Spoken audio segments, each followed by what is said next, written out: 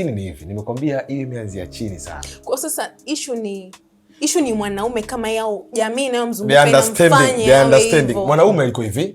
Yaani mimi hapa siwezi kuwa na issue yangu, sawa nikazungumza na mwenzangu kijiweni au kwenye sehemu ambayo nafanya shughuli zangu, unaelewa?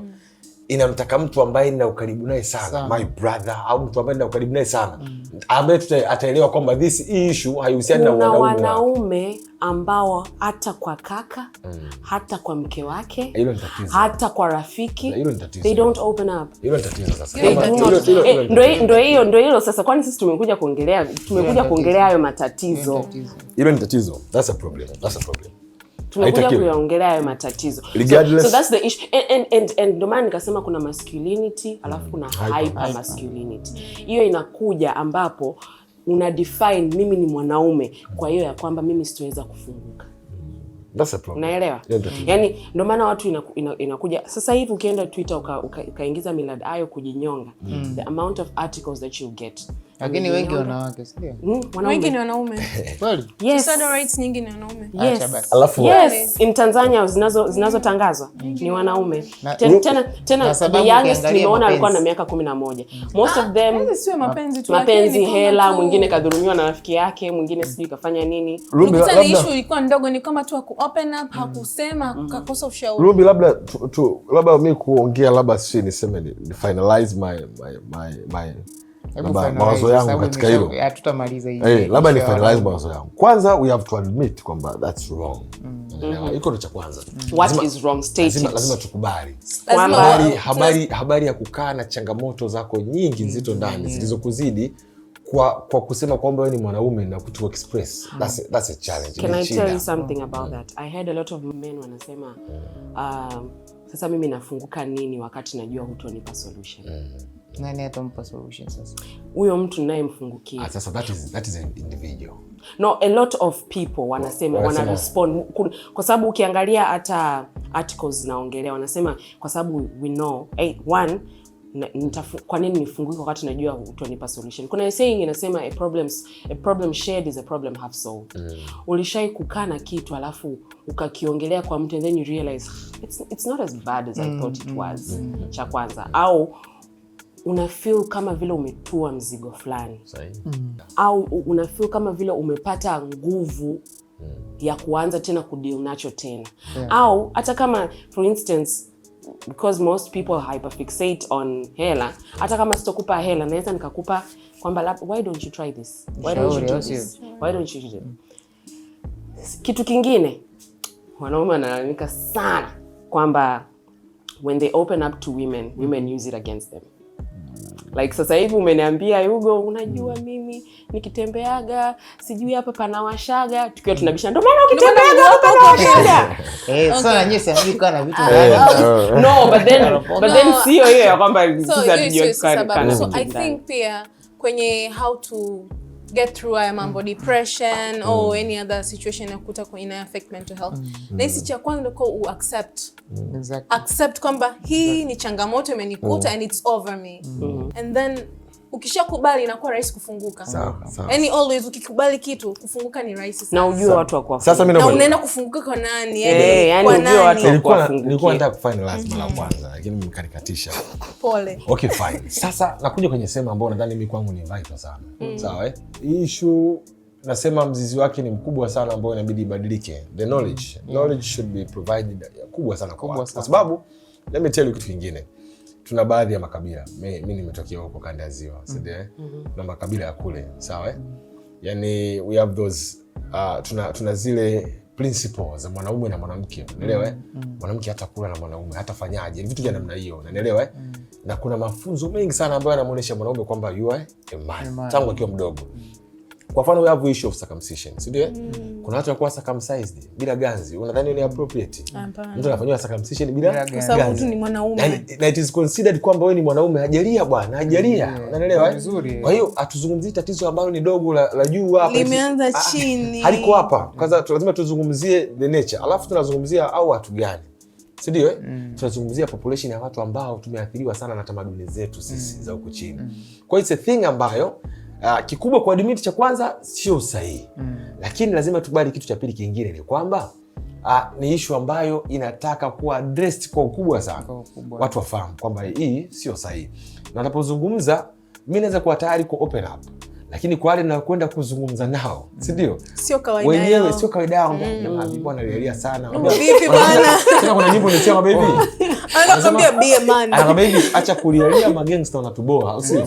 Yaani wanatuboa au unalialia nini? Tunaelewa. Umeaccept lakini wanao wanatuboa bwana, vitu gani vya kulialia hivyo? Tunaelewa. Kwa hiyo thing ambayo imetoka chini kabisa. Lakini nadhani kuna haja kubwa sana ya watu kupewa elimu kwa jamii hizo, kwa nini, kwa jinsia zote. Na pia kupokea, kwa sababu kama nilivyowaambia mimi when I was going through it, nikapelekwa kwa psychiatrist, psychologist. I'm very sorry. Akaniambia, akawa ananielezea, yani ile kama, because you have to do an interview to your therapist, right? Uone kama you're a good fit. Akawa ananiambia hivi na hivi na hivi, and then mimi nikamwambia hamna kitu ambacho utaniambia ambacho mimi sikijui tayari. Mimi I'm a medical doctor and that was what I thought, kwamba hamna kitu ambacho utaniambia ambacho sikijui tayari. Na I didn't trust kwamba yani my things could be kept secret. I didn't trust that. I felt like my information with this person would not be safe. Also, I didn't think it would help. Nilijua yani mimi am beyond help. Yani that's what things like depression make you feel. Yeah. They make you feel kwamba yani wewe umeshindikana, yani wewe basi tena. Yani hamna kurudi tena. Kwa hiyo nyie mnaamini lakini kwamba kuna watu ambao wako emotional weak na wengine wapo emotional. Yeah. We agree. Yes, we agree. Mnakubali? Yes. Kwa hiyo mnaamini kwamba hiyo inaweza kuwa sababu ya watu wengine kutokuzungumza vitu vyao na wengine kuzungumza vitu vyao. We agree. Kabisa. But what makes someone emotionally weak and what makes someone emotionally strong? So that's the way mtu amekuwa. No, like define, like ukishika hapa unajua kwamba mtu huyu ni emotionally weak, huyu ni emotionally strong. Like huyu hapa mtu ambaye yuko emotionally strong, anaweza kuprocess, anaweza kufanya hivi. Au huyu ambaye yuko emotionally weak anafunguka tu. Sasa kama hawezi kudeal na emotions. Yani hawezi that's just hawezi kudeal. Emotionally zinamwimpea maisha yake ya kawaida. That's emotionally weak. Emotionally weak si mtu ambaye hawezi kidogo amelia kidogo.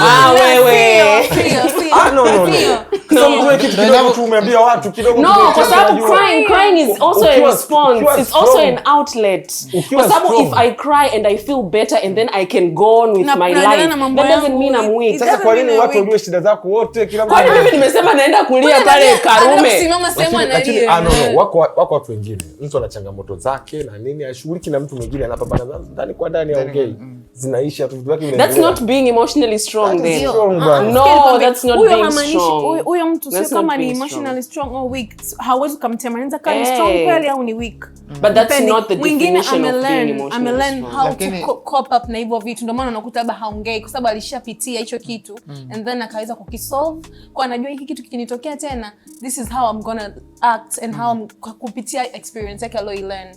Kwa unajaribu kutuambia kulia sio kwa emotionally weak. It's not weakness. It's also part of expression. It's the same as it's the same as unajua wanaume sometimes akiwa stressed anaenda anakimbia. It's an outlet. You are releasing energy. Au anaenda ana box. Ndio maana wengine tukitaka in that instance, ndio maana there are men ambao yeye akiwa stressed anapiga mke wake. That's not being emotionally strong.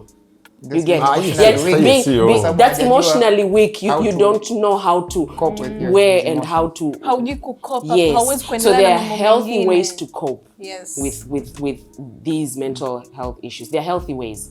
Alcohol is not a healthy way to cope. It's not. Alcohol is supposed to be a social drink or something of that sort. Alcohol is not a way to cope. Drugs is not a way to cope. Sex is not a way to cope. A lot of things that people usually avoid sitting down and actually thinking, you know what, I actually have this. They use things that drown distractions. You just look for. So there are ways to cope. There are ways to cope. Eti kwamba ni kulia ndio unakuwa emotionally strong, sitakuelewa. No, sisemi ni wewe. Sisemi hivyo, but usiseme mtu anayelia is emotionally weak. Kwanza it has to begin kwako wewe mwenyewe. It begins with you kwamba okay, mimi nina shida fulani. Umeona, unaanzia hapo. Either utaenda ku open up, mtaanza ku discuss na wewe uwe tayari ku receive ile kitu. Mimi labda uniambie kama kudili labda niende gym nini. Sio kwenda gym tu afu anaishia hapo. You still have to address that emotion. Kuaddress kwa mtu, si ndio? Yeah, no, not necessarily kwa mtu. The thing is, we are trying to make to build a society where people are self-aware and where people can show up for others, and where people, when they realize, due to that self-awareness, when they realize that, you know what, this is beyond me, they can go out. We are not saying kila tatizo wewe unaenda, no, but when you've tried to deal with it the right way, when you've tried to deal with it and you've figured that, you know what, I can't, I don't have the expertise, I do not have the ability, I do not have the strength, I do not have the emotional or the mental capacity to deal with this, so I should go to someone else. And once you realize that it's that way, and you accept and actually go and look for that help, that's the kind of society we are trying to build. For you, how to deal with your emotions, how being emotionally strong or weak. Kama hivyo umesema mwingine ili atoe emotions zake anampiga labda mke wake, ndio ndio way of kuonyesha emotions. Sasa hiyo inatokea kama hiyo kabisa. Hiyo ni tabia ya mtu au ni result ya makuzi na mazingira ya mtu? Ni kwa sababu it's both. Kwa sababu kuna wengine wanajeshi bwana, wao jeshi. Kwani jeshi wanafundisha watu wanawake? Hapana, lakini yani aggressiveness ndo maisha yake kila siku. Hajafundisha kwa and this is what you need to know. Ni sawa na watu wanaofanya karate, right? Wale wanao inaitwa karate, right? Those people are the most gentle people, the strongest physically but the most gentle. Mpaka uone yule mtu amepigana, yani sijui imekuaje. Na hata akipigana kule waga wanaenda kwenye kamiti ya kueleza, was this necessary? So it means you can have that aggression, but if you do not know how to control that aggression, if you do not know how to control the power that you have, at the end of the day you're a weak person. Lakini mimi nadhani hivi. Wakati tunaongelea masuala ya emotion na nini, namna kudili na emotion hizo, lazima pia tuwafahamu watu. Profesa ameongea kitu cha muhimu sana, Andrew. Amesema kuna tabia ya mtu. Kuna tabia ambayo ina play part kubwa sana katika hayo. Sasa mtu anapokuwa na changamoto anazipitia, let's assume labda mtu ana hela na changamoto za namna hiyo anazipitia, si ndio? Alafu wewe unakuwa unamletea tu vitu vile kileweki. Ushamwona mtu, kwanza unamjua mtu asila, lakini pia unaona anapitia changamoto fulani. Lazima kwenye society tujue namna ya kudili na watu. Hata kwenye jamii. Yaani kuna wakati lazima tuwatem tu watu kwamba wabani wa kuhandle with care. Ni wenyewe ya kulipuka kila muda. Wewe unasema ya kupiga mke hiyo.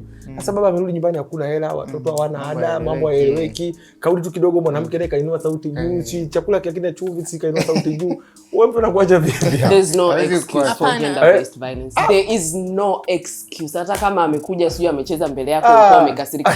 There is no excuse. Anasema ni kwamba that's victim blaming. That's victim blaming. Sawa, watu tutajifunza kudeal na watu wa design. Lakini huyo mtu yeye unabidi ujue how to act ukiwa kwenye hiyo situation. Sasa watu wameshindikana. That's why you have to learn.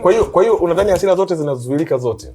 You have to know how to maintain yourself. Wewe unataka kuniambia kuna kitu kitakuja kukufanya siku moja mimi nimekufanyia kitu, kuna kitu siku utakuja kunipiga mimi? Umpige mtu. Rumbi, wewe kitu kimoja. Ni kwa sababu hatukutani kwenye hayo maeneo. Utakuja swali, utakuja kuna siku utakuja kunipiga. Unaweza kuicontain kitu. Hapa sinaongea katika calm mind state. Unajua kuna state inatokea ambayo that is why hata huyu ambaye anampiga mtu sio kwamba anapenda. Sio kwamba ni kweli ni saying that because you're a good person. You're saying that because you're a good person. No, you are. Do you know something called a narcissist? Yes. Sawa. Wow. Yeah. They enjoy a sadist. We have them and they're walking in here. They rejoice on people's pain. There are people who are there and they are becoming more and more common than we actually know. Kwa hiyo assuming that mtu anayempiga mke wake au mtu anayempiga nani does not enjoy it. Sasa sikia ni. No, anyway mtu doesn't mean kama haenjoy au anaenjoy. Ni kwamba huyo mtu hajui how to act on that specific moment hajui. Lakini doesn't mean kwamba it's their responsibility to know. Anabidi ajifunze. It's their responsibility to know. Actually what you're saying ni kweli kabisa. Si ndio tukiongea tutaongea kwa upande wenu ili mwe kwenye safe side. Unajua hapo sio tumuongelee a victim, atumuongelee the victim wa emotion, sababu lazima tukubali tu kwamba au watu wapo hawajui either ni kosa lao au kujifunza na nini, hiyo haina shida, lakini kwenye side yako wewe unapodili na mtu ambaye ana emotions ujua namna ya kudili naye pia una play part kubwa sana kumsaidia huyo mtu. Unanielewa? Mwanaume yule nyumbani hana hela, ana changamoto, mpokee vizuri, muhendo vizuri. You have to be calm, fanya calm. Lakini sio amefika tu, wewe umefika cha kwanza umeanza maneno, umeanza umechelewa bwana. Lakini watu kama hao, watu ambao wako hivyo, tatizo watu ambao wako hivyo, it doesn't have to be anything major for them to be triggered. And that's the issue. Assuming that I have to kupandisha sauti ndo atakuja kumpiga mke wake. That's where we go wrong. In the sense kwamba sometimes anakuja amekukuta kachelewa kurudi usiku, amekukuta umelala. Kwa nini umelala? Huyo kipigo. Mtu kama huyo unamfanyaje? They have to deal with their issues. Yani inabidi ianze kwako mwenyewe. And then, so which is why we are trying to raise a generation that are self-aware. When you're self-aware, tuliyoanza tuliulizana, is there someone who doesn't have these problems? No. But when you are aware that, you know what, mimi, I usually have a tendency of nakuaga na hasira, right? You have to look for ways to cope. Nikiwaga niko stressed, if I jog, I feel better. It means I'm not going to have it on an outlet kwa mtu mwingine. Sometimes if I listen to music, if I sing, when I start seeing that the ways that I was looking for, yani the ways that I was looking to cope zinaanza kutokufanya kazi, I ask for help. All that comes from self-awareness. You have, inabidi ukae, sit with yourself and ask yourself, am I mentally okay? Am I emotionally intelligent? And there has to be ways that you address these things. It's not weak for you to address your emotions. There are ways that women address emotions, and there are ways for men to address emotions. We are not expecting men to change into women. We're not expecting women to change into men. But we're expecting you as a man, you as an individual, to cope and be functional in society when you go through things. Because you're definitely going to go through things. And you're supposed to live a healthy lifestyle. Working out has been found to reduce depression. It has been found to reduce anxiety. Working out in uplift mood. Working out ranges from taking walks. It doesn't have to be sprinting, gym, taking walks. Talking to people. Meaningful relationships, not just meaningful ones. Just kwamba huyu ni mshikaji wangu namjua. Sio nini. But then when you come to sit and think kwamba yani I'm going through something, who do I go to? And the meaningful relationships ndo hizo ambazo you can open up na ukabuild a certain solution for whatever unapitia. Kwa sababu mnakuwa mmegain trust pia. So it's easy to express yourself, kuongea, na unajua kabisa this person supports me. Kwa huwezi ukahisi kama uko peke yako. Nadhani pia lazima kila mtu ana sehemu kwenye maisha yako. Yeah. Hicho ndio kitu kibaya ambacho watu wanakifanya. Tunadhani kila mtu ana nafasi kwenye maisha yetu, ndio shida. Tuna watu wengi sana ambao tumeweka karibu na watu disappoint mara nyingi kwenye maisha yetu. Hapo ni kuja challenge nyingine.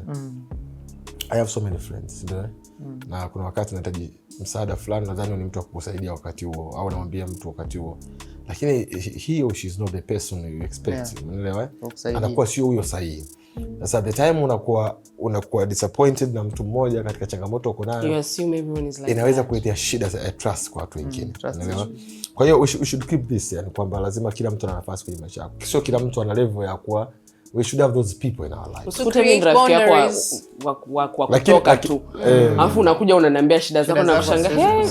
Baadaye nakwambia bado tunaenda elements. Like I probably don't care about what you do. I don't care about this or anything. You have to have friends ambao na nani. Au mimi sijawahi kuongea na Sebo kuhusu Mungu. I'm going through an identity crisis. I'm questioning about God. Naenda kwa Sebo anashangaa, "Hey, mbona mimi simwamini Mungu?" Like I have to have people that I go to on specific issues. Kuna rafiki yangu ambaye atanisaidia katika masuala ya imani lakini kwenye shule hola. Yes. Kuna rafiki yangu ambaye atanisaidia kwenye nikiwa nahitaji hela labda. Lakini that doesn't mean hawa wengine wote they are fake friends. No, it doesn't mean that. No, it doesn't. That doesn't mean they don't have a role in my life. No, it just means I can't go to them when I'm going through a certain thing. And also it helps to go to someone ambaye unajua na yeye ana emotional intelligence. Au na yeye huaga at least ana mwanga. Anaweza kapotezana wote. Unaingizana chaka. Unaongea na muingiza worry sasa na yeye. Sasa itakuwaje? Na kuuliza anakamata na yeye depression kwa hiyo there is that. Kuna hiyo kwa hiyo tumeongelea pia kuhusu coping strategies. Stress, working out, kuna platforms, kuna reading about it. It all starts with being self-aware. Self-aware, and then you become socially aware, and then literally you come to realize that it's not all problems that you need to solve. And sometimes it goes into kwenye spiritual life na nini, which is why we say unavomtibu mtu unamtibu kila kitu. Kila kitu, imani yake, sijui nini, sijui hivi na hivi. So neglecting a certain part of your life, assuming that everything else is going to be okay, is a very big mistake. It's true. So yeah, that's basically it. Lakini msio wiki sana. Mimi nimeshuhudia mitihani, baada ya mitihani tukua kwenye clinical rotations shuleni. Mtu anaweza swali linamshinda afu analia. Sasa analia nini? Kwa hiyo ndio unakuja emotional week. Mimi sijawahi kulia. Sijawahi kulia, lakini kuna kupanic. Lakini sasa kuna mambo unabidi uyahandle kwa sababu kama usipokuwa makini namna unavyo express hicho unachokifeel inaweza kumuudhi mtu mwingine. Yeah, I agree. Simuudhi mtu yani. Which is why you're supposed to be socially aware. Lakini ndo when we're trying to solve things inabidi tujue what we can control. Things we cannot control. Hata ukijaribu kuvisolve, it's not in your control. But there are things you can literally control them. Yani kama unajua kama mimi nakasirika mapema, nifanyeje ni control kitu kwa sababu it's within your power. Lakini kuna vitu you can't go beyond and huwezi ku stretch that much. Also when you accept kwamba you know what, mimi sijui. Look for help. Therapy is not a bad thing. We have so much against therapy. We believe therapy is very expensive. Therapy is not that expensive. It's not that expensive. It's not that expensive. You have to look. Social workers can also some social workers stand in the place of the therapist. Kuna wengine pia wanafanya pro bono. On Twitter I've seen a lot of therapists, especially kile kipindi cha COVID. A lot of therapists wali offer, tena Tanzanian therapists, wali offer kufanya online therapy sessions.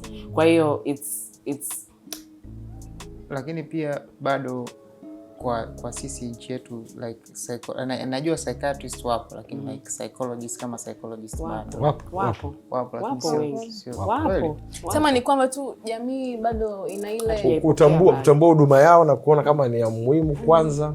Ni ya muhimu sana. Sisi huduma hiyo inaonekana inafanyika nyumbani. Yaani mtu ambaye mwenye umri mkubwa nyumbani ndio anafanya kazi ya psychologist. Na usikute na yeye hajui. Anafanya kazi ya psychologist. Anafanya kwa vibes and inshallah. Na experience anavofanya more sessions unajifunza on the combo. Lakini last time tulifanya hivi, tujaribu hii. Ila guys, kwa kusema tu yote kwa yote, it's very important kutafuta huduma zao. The moment umefeel kwamba kuna mabadiliko unayaona kabisa yapo sahihi, the moment umeona kabisa kuna jamaa yako ana changamoto anapitia, and the moment umegundua hayo ni kitu cha kutafuta mapema sana, itasaidia jamii yetu. Unajua watu wanaweza mimi naogopaga sana kulaumu wale watu ambao unakuta wamefanya maamuzi magumu, wameshafikia tu kwenye phase ile ya kujidhuru wenyewe, wameshafikia ile ya kujihamu, suicide, wana suicide ideation, wanatamani kujiua, au wale ambao wamejiua kabisa.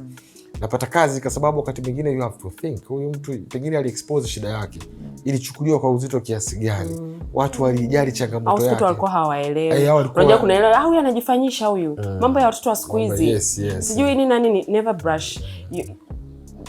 Kwa hiyo ukiona tu au umenote thing, inabidi we handle with care sana. Na hapo Yugo ulivyosema kwenye kutafuta huduma, I think it's high time now kuwe na hizi hotline pia za mambo ya psychology issues. Kama ilivyo Tayoa au Tayoa ni kuna muda kidogo inasaidia sana. Kwa sasa hotline pia ziwepo kwa ajili ya just psychological issues, kwa sababu kupata mtu aje hospitalini tu kwa ajili ya hiyo issue inaweza ikawa sio. Unaweza kuta pia ni mbali kufika kituo cha afya. Lakini ukiweka namba pale bwana, ukiwa na issue yote piga namba hii. Nafikiri inasaidia. But then do you guys know kwamba it's ni kosa la nini? It's a criminal offense kisheria to attempt suicide. Unafungwa miaka 4. Kosa la jinai. So how do you think people will open up ikitokea hicho kitu? I feel like people who have been through it are the right people to express and explain how it was, and if they actually walikuja kupita hicho kitu. Lakini I can't come out and say kwamba I attempted suicide. Na even though you go to a psychiatric, lakini psychiatric place, sio jail, si ndio? Utaenda kwenye, yani kama ukikamata ulikuwa unajaribu kujua, anaongelea kwamba watu ndio wanaweza ka create awareness kwa watu, lakini sasa unajua nini? Unajua mtu anaweza kuelezea kitu ambacho ni mind plant. No, inawezekana. Yani ni hivi, mimi naamini kwamba mtu anapofikia hatua ya kutaka commit suicide, sawa? Anakuwa vyote hivyo, habari ya kufungwa, sio habari ya nini. No, yani you are not understanding my point. My point is this person is attempted. They did not pass away. How can they help other people to come and realize that, you know what, even though I got to the point of actually attempting, nikashindwa, but then now look at me, ni sawa na how it was when people were taking cases za HIV. Watu wakawa wanasema, you know what, mimi nimekutwa na HIV, it has been this way for me, I've actually survived. You know, I got married, I did this and this, but I can't do it because it's a criminal case. Kwa kufungwa.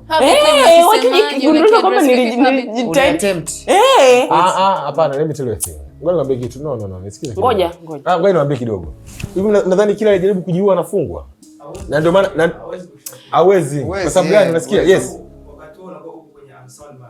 No. Sikilizeni. Ngojeni sasa. Ngojeni wasomee kutoka kwenye nani. Tena alitumia lawyer. Ndio maana mtu akikuwa mwenye shida ya akili hashtakiwi kwa sababu amefanya bila kuwa na akili yake. Ngojeni sasa.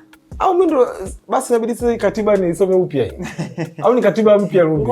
Ngoja sasa nitafute. Haushtakiwi. Unaambiwa any person who conspires with any other person to kill any person, whether such person is in Tanganyika or elsewhere, is a liability of a felon and is liable to imprisonment for 14 years. Subiri kwanza.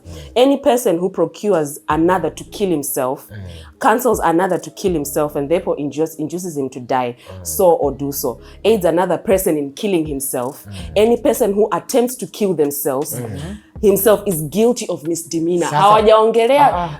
Unajua kuna hadi Twitter kuna askari alitokea akasema tunafanya msako wa watu wanaotaka kunyonga. Tunawanani. So you are talking based on your logic. I'm talking about what happens. Sasa Rumbi wana kitu moja Rumbi. Yaani kwa hivi, the thing I know, sio labda kama jamii inahitaji kupewa sawa awareness ya hili swala. Lakini the thing I know, kama mtu amecommit any suicide attempt, homicide or suicide, sawa? Akiwa na unsound mind. Kinachotakiwa nyinyi mnachosema labda kama huyu mtu bwana ana shida ya akili, it has to be proven na madaktari wa akili. Ndio maana kama Milembe wanakaa Isanga kule, unaelewa? Sawa, lakini Isanga ni nini? Isanga ni nini? That's the time. Pale unamprevent kuhamu. Lakini Isanga ni nini? It's a mental health prison. Sasa wale right, you agree? Wale walivyo sasa, unasikia? Sio prison kama unasema, kwa nini hawajapelekwa prison ya kawaida? Wamepelekwa Isanga. Sawa, na kuelewa. Kule wanawekwa kwa sababu wanapata care ya psychiatrist. Unaelewa? Sawa, they do get additional dawa. Lakini sio kwamba anaenda hospitali pamoja na watu wengine. Someone who has attempted suicide akashindwa does not go kwenye. Samani kidogo. Tumekaa pale Milembe. Pale kuna watu kwa suicide ideation pale wengi walijaribu kujua. Ideation and attempt is different. Hamna wale attempt pale Milembe. Hamna wale attempt kujua. Wapo. Mbona hajapelekwa Isanga? Kinachomfanya mtu aende Isanga ni aggressivity. Mtu anakuwa kule bado yupo aggressive, lazima afungwe, wamhendo. Unaelewa vizuri? Lakini wale ambao tayari wameshakuwa calm, wanakuwa handled kama watu wenye shida ya akili na maisha yanaendelea. Ndio tuko nao Milembe, tunazunguka nao, tunahoji maswali kama medical doctors kwamba hii inakuaje. Unaelewa vizuri? Hiyo imprisonment tunafanya sio adhabu. Hiyo ni sehemu ya tiba yao. Sawa, ni sehemu ya tiba. Kwa hiyo kama mtu anatambulika, you're not getting my point. Kuna tofauti kati ya mimi niki attempt and I know that I'm just going to be going to hospital, na mimi niki attempt and I know that I'm going to be enclosed again, even if it's against my will, with depression. I feel like something has to be done for people to be able to actually come out and say, you know what, this is what happened. Because a lot of cases wanakuja afu unaweza ukaisikia huyu mtu alitaka kujiua. Have you ever gotten these cases kwamba yani unaona kwamba this person alitaka kujiua, lakini you can't straight up say it kwa sababu they are afraid. They are afraid kwamba nikigundulika this is going to happen. But there has to be a safe space. I do not condone attempting suicide at all. I do not condone it, but there has to be a safe space. And I feel like if there's a safe space for these people, they will help other people who are going through this. Because only people who've gone through certain things can actually explain how they feel. Nilikuwa nasema mara kwanza, kuna kitu amekisema kuna kitu kimechangiwa mara kwanza. Sababu ya kutokuwa hukumu wa watu ni kwamba walikuwa kwenye unsound mind. Lakini the moment mtu ana commit suicide, anawaza ku commit, hayupo kwenye sound mind. Ndio kinachomaanisha kwa kila kawaida uwezo kufanya chochote. Ninachomaanisha mimi kwamba hao watu kuelezea mchakato mzima wa kutaka kujiua ni ngumu, lakini wanaweza kutoa hope kwa watu wengine kwamba nilikuwa na changamoto wakati fulani, nilidhani kujiua ni solution. Namshukuru Mungu sikufanikiwa kufa wakati najaribu kujiua. Lakini leo maisha yangu yameendelea kama kawaida. Nimepata tiba hii na hii na hii, lakini kuelezea kwamba kuna wakati anapofikia pale some of them actually know kwa sababu anakuambia kwamba the way I felt like ninavyokuambia kwamba I felt like there was no other option. That is what I want. I want for a safe space to be there, like feeling like there's no other option, feeling like killing yourself is the only option, feeling like this is the end of it all, feeling like this is the best, feeling like you're doing a favor to people when you try to kill yourself. Like I feel like there should be a safe space. That's my point.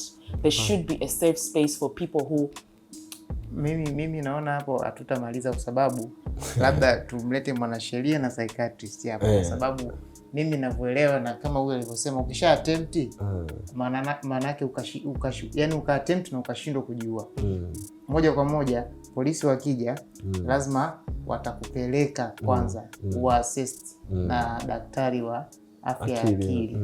Daktari akideclare kwamba this person is not fit, mentally fit or hakuwa kwenye sound mind wakati anafanya hivyo, hautapelekwa jela, utapelekwa Milembe. So kuna wanaopelekwa jela? And do you think there's someone ambaye who is mentally fit ambaye ana attempt kujiua? Sasa hakuna. Hamna. Hauwezi kuwa mentally fit. Wapo. You're not fit. You're not fit ukifikiria hiyo. Kwa maana yake wote wanaenda Milembe, hamna anaenda jela. Wapo. Nikupe situation. Yaani mtu amemuua mtu kwa sababu ana hasira, sawa? Anataka kujiua na yeye kucancel hiyo nani. They are not mentally fit.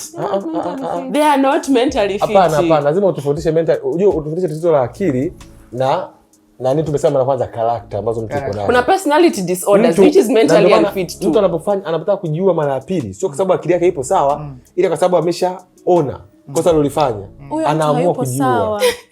Afu ile unajua ni kujiua sio kitu ambacho mtu anakaa chini anawaza. No. Yeye anasema tu ni watu wanawaza, wewe wanapanga. Ni kwa nini haupo sawa? Kwa sababu ni hasira hizi ambazo ni daily hizi tunazozipitia. Hapo kwa hiyo sawa. Haupo sawa. Kama mtu anajua kabisa hapa nitaenda jela nikibaki bado nijue. Haupo sawa. Kuua mtu sio kitu kidogo mzee. Lazima akili sheki. Uamue kuua mtu au jiue. Sasa kuua mtu saa nyingine inaweza kutokea kama bahati mbaya. Ushaona bahati mbaya? Ushaona kitu kama bahati mbaya mtu ameua mtu bahati mbaya? Umeshakiona hicho? Hilo lakini sina watu wanasheria wanataka kadiri nayo hiyo. Imetokea kama bahati mbaya, umeshindwa kutafsiri. Alafu unagundua kabisa mimi hapa. Mashaka na wewe. Wanasheria can deal with that na kweli uko proven guilty sababu bahati mbaya. Sio kila mtu anadhani kwamba kuua bahati mbaya anaweza kusaidika. Hapa tunapotea. Hapana. Turudi kwenye mada. Hapana. Kwa hiyo I think tumesha stress on ways of cope, si ndio? Yeah, ways to cope. But the major issue is being self-aware. You need to educate yourself. Yani kama hivi ukisikiliza podcast yetu, utapata vitu viwili vitatu. Listen to other podcasts, read articles, research, YouTube, ask. Madaktari tumejaa, yani tupo wengi sana. Tupo wengi and most of us are kind. And one thing about you going for help ni kwamba your information is protected. Yeah. Ni kosa mimi kutoa taarifa ulizokuja ukafunguka kwangu. Nikaenda nikazitumia kupigia umbea. Ni kosa kubwa sana. Naweza hata nikapoteza my license. Yes. So your information is safe with us. You should come and ask for help from doctors, from psychologists, from psychiatrists, just ask for help. Ask for help. And within the society, kama unaona mwenzio hayupo vizuri, try your best to turn up for people, because it really does begin with you. You're probably the first emotionally intelligent person in your family. You need to teach other people. It's your responsibility to teach other people. You need, yani ni jukumu lako wewe, kwa sababu umeshapata ile knowledge, umeshapata zile taarifa, ni jukumu lako. It's probably not going to be easy because you're also learning, but you need to do it. For your own good, for the greater good, for the good of society, and possibly 50 years down the line we're going to have a better society. Tujitahidi ku-create safe space between sisi, marafiki zetu, familia. Inakuwa rahisi kuallow ile area ya mtu kufunguka, kuongea, ku-express anachopitia. Kwa sababu if you don't create a safe space, ni ngumu. Mtu anakuwa hawezi yani. Kwa hiyo inabidi tujaribu kuweka mazingira mazuri. For instance, watoto wadogo, wewe kama mzazi, mtoto wako akitaka kuongea kwamba me I'm feeling this, bebe, usifanye hivi. No, listen. And sometimes listening is, especially for men just want you to listen. Yeah. A lot of people don't pretend that they're depressed. Watu pretend ni kwamba kweli watu wako depressed, but watu wanaweza kwa label kama they are pretending. Hivyo wanawake hawezi kupretend. Pretend. Watu wa pretend being depressed. People pretend that they're okay. And with women, people pretend they're okay, lakini not depression.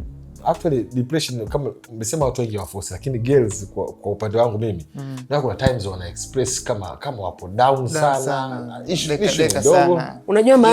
Unajua how hormones affect mood, kwamba mwanamke kuna menstrual cycle. Anavyoanza pale mwanzoni, anavyoanza period ndo menstrual cycle, siku ya kwanza anavyoanza period ndo menstrual cycle inapoanza. Sawa? Kuanzia siku ya kwanza mpaka anavyokuja kubleed tena, kuna different hormones zinatokea. And those hormones affect how that woman feels. So there's a time utamkuta maybe towards ovulation, utamkuta very excited, uplifted. It's hormones. Sio kwamba ni very uplifted. Alafu unakuta just a week before period unamkuta ana sira, yani ukimgusa tu hivi moto umewaka. It's not kwamba anajifanyisha. Never assume that. It's not kwamba anajifanyisha. Kuna kitu kinaitwa PMS, premenstrual syndrome. Kuna PMDD, premenstrual dysphoric disorder. All those things affect a woman's mood, affect the way a woman feels with themselves. Hata hivi unajua, basically just before period I could feel kama vile mimi ni mnene. Yani najiona nimekuwa not bloated, yani najiona nimekuwa mnene. Kwa hiyo labda nikikuuliza wewe kama my guy, labda nikakuuliza baby my fat, huyu anajifanyisha. No, hajifanyishi. It's hormones. Kwa hiyo but there's a way to deal with it. You have there's a way to deal with it. That is not an excuse. That's one thing I also wanted to say right from the beginning. We discuss these issues sio kwa ajili upate excuse. Uenda mimi nakuaga na depression. Sasa hivi nipo kwenye ile muda wa hapana. Mimi nakuwa mimi na premenstrual stress. Mimi na nini? No, it's not an excuse. It's so that uwe aware. Na wewe kama mchumba wake, wewe kama kakake, wewe kama babake, wewe kama rafiki yake, uwe una put in mind kwamba probably it's this. I don't have to tell you that, but you have to provide the grace for me. Lakini pia na sisi inabidi tu we need to learn how to deal with that. We need to learn how to deal with it. Isitufanye katu affect relationships we have, it affects kazini, it affects kila sehemu nyingine za maisha. Kuna kitu nimepick up. Kwa hiyo hii mnaosema yote ya premenstrual syndrome na vitu vyote havina nafasi ya kuathiri maamuzi yako. Kivipi? Swali lako rudia tena swali. Yani rephrase your question. Unapokuwa na situation imekukuta, regardless ya muda, uko sio kwenye ovulation, sio kwenye menstruation, sio kwenye hizo zote phase zote za menstruation, sawa? Yani kwamba hii tatizo unalopata, hii kitu unachokipata leo kitaathiriwa upo kwenye nani gani, kwenye siku gani? Ni kama siku gani, kwenye sehemu gani ya cycle, sehemu ya kubleed, sehemu ya ovulation, na ndamaanisha kwamba hivyo ulivyosema vyote, mood na hormones na nini vyote vya menstruation vina athari gani kwenye maamuzi yako? Vinatakiwa kuwa na athari au visio na athari? Ili usije kufanya kitu ukasema tio vinategemea. Ndio maana tukasema sisi wenyewe tunatakiwa tujue namna ya kudeal navyo. Vinaathiri, lakini inabidi ujue jinsi ya vinaathiri, kwa sababu wewe fikiria upo na furaha, upo katika furaha, mtu akaja akakuongelesha kwa furaha, na wewe utarespond kwa furaha. Kwa hiyo unaelewa inamaanisha nini mimi? Yaani kwa mfano upo kwenye mood ya unasema uplifting mood, ndio la Kiingereza changanya mara kwanza yeye nimelishika fine. Upo kwenye uplifted mood, si ndio? Alafu umepata msiba. Unadhani uplifted mood itaathiri hii kitu kilichokuja kipya? Hautalia kwa sababu kwenye uplifted mood. No. Sasa ndio hicho inamaanisha je? Haya upo down, si ndio? Alafu umepata mtu amekuwa milioni 20. Umeshinda milioni 20 betting, unaomba kufanya bet, sababu sasa boss una bet wewe. Haya umeshinda bet milioni 20. Sikiliza. Sasa hicho kitu kupata hela itasababisha a certain hormone itakuwa released. Kwa hiyo ita counteract ile hormone ambayo tayari ilikuwa kwa hiyo which is why kwenye coping mechanism natakiwa nifanye activities ambazo zita stimulate the hormone ambayo ina counteract that negative emotion. Kwa hiyo kwa kusema hivyo hakutakiwi sasa watu kuexpress hizo za kujifanya wapo down sana. Wengine they don't have the mental capacity to know that I can actually work through this, which is why wewe sasa huyo unayemwaza sasa hivi unayemwaza kwamba anakuaga anajifanyishaga depression, huyo unayemwaza sasa hivi nenda kamfundisha. Kamfundishe, umwambie kuna namna unaweza ukaji. Mimi sijaanza hivyo. Lakini kuna jinsi ya kuhandle hiyo situation, lakini haimaanishi kwamba ukiwa kwenye hiyo muda hiyo phase ndio huwezi kuwa na furaha, huwezi kuwa na. Lakini mtu anatuma message, sasa mtu anajibu message na kaite ana mood na mood. Ana mood ndio, lakini sasa tatizo linakuja wapi? Linakuja kwamba hajui namna ya kucope na hicho kitu. Sasa wenyewe mnazungumza mambo yenu mnatusumbua. Ndio hao hataki kuzungumza, nataka si tu. Create a safe space. Hajasema hivyo. Create a safe space atasema. Hajasema hataki kuzungumza. Mbona tunazungumza bro? Tusome akili yenu kwamba hapa hapa tusome ndio tusome. Lakini Andrew, can I ask you a question? Mtoto mdogo amekuja hapa, sawa? Blank sheet. Hajui kitu. Akafanya kitu nafanya hivi pasua ma vikombe, akafanya nini? Pasua tu kimoja tu sasa hivi. Basi akapasua hiki hapa. Asipasue vingi. Akapasua hiki kikombe, akafanya nini na hivi na hivi. And if you react wewe hapo vibaya, wewe mtu mzima, ukareact ukamchapa yule mtoto, ukafanya nini? Mtoto ambaye hajui. Hapo nani anakosa? Mimi hapa. Kwa sababu gani? Mtoto hajui. We've already told you that these people do not have the mental capacity to know that this is something I can deal with. They do not have the exposure to know kwamba this is something I can deal with. I probably have the exposure. She probably has the exposure. Someone else probably has the exposure. So they can work through it. Tumekubali. Okay, cool. Tumekubali. Kwa tusawalaumu sasa. Wafundisheni. That's my point. Wafundisheni. Sasa baada ya kumfundisha akakataa, hapo sijui sasa. Hiyo ndo shida inapoanzia. Tumekubali. Kwabo yuko naye kakubali, inatosha kaka, inatosha. Wewe niliacha. You rest your case. So basically we want to know what the public thinks about all that we've talked about. Tunataka tujue, especially tulivyogusia kuhusu kufunguka. We have realized kwamba sio tatizo la wanaume tu. Ingawa liko kwa wanaume sana, it's also kwa wanawake pia. Lakini we want to know like what specifically makes you not want to open up. What do you think should be done in the society? Kwa sababu sisi tumetoa vitu ambavyo tumejaribu kuelezea kwamba kama wewe unaona kwamba mtu akija kwako sio mzigo, why would you assume kwamba wewe ukienda kwa mtu mwingine ni mzigo. Tumeongelea kuhusu depression, tumeongelea kuhusu anxiety, tumeongelea kuhusu watoto, tumeongelea, which shows kwamba this thing ni kitu cha nani, cha society. So we want to know from you guys. Sisi tunaweza tukawa tunaongelea hiki kitu from a professional standpoint, but it won't make sense kama hatutoa include watu. It won't make sense kama hatutoa include nyie ambao tunataka ndo tujue kwamba tatizo liko wapi haswa. Tunataka, we want you to get in deep. Yani mtueleze, yani kama unaona kwamba yani fungukeni kabisa, yani deep, so that we know where the problem lies and we can start from there. Yeah. So yeah.